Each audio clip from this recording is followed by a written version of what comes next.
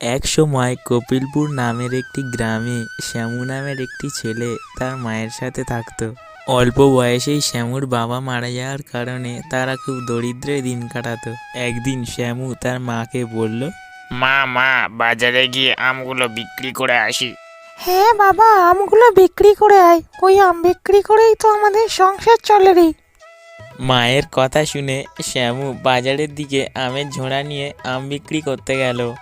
শ্যামু যেখানে আম বিক্রি করছিল তার পাশের দোকানের একটি বড়লোক এসে শ্যামুকে বলল, এ ছোকরা, তুই কে রে?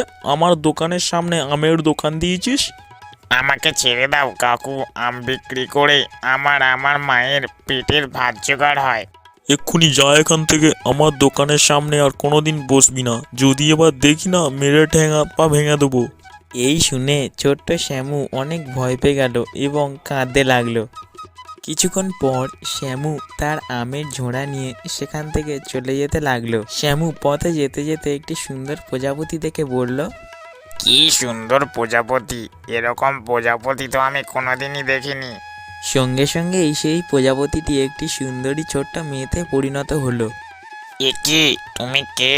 তোমার নাম কি? এখানে তো একটা সুন্দর প্রজাপতি ছিল। আমি সেই প্রজাপতি।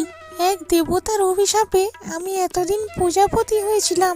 আজ তুমি আমাকে মুক্ত করলে। আমি তোমাকে বর দিলাম, তুমি যে জিনিসে ছোঁবে সেই জিনিসটাই সোনার হয়ে যাবে। আমি যে জিনিসে ছোবো সেটাই সোনার হয়ে যাবে? হ্যাঁ, তুমি যে জিনিসে ছোঁবে সেই জিনিসটাই সোনার হয়ে যাবে। এই কথা শুনে ছোট্ট শ্যামু অনেক খুশি হয়ে গেল।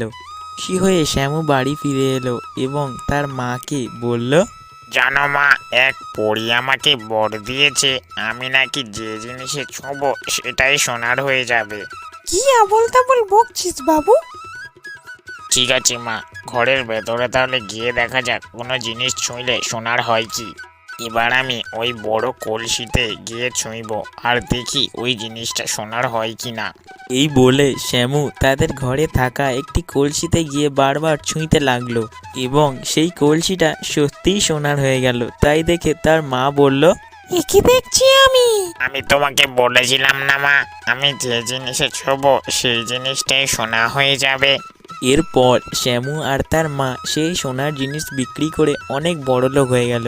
বন্ধুরা, তোমাদের যদি গল্পটা একটুও ভালো লাগে তাহলে একটা লাইক দেবে, আর চ্যানেলে যদি নতুন হয়ে থাকো তাহলে চ্যানেলটা সাবস্ক্রাইব করে রাখবে।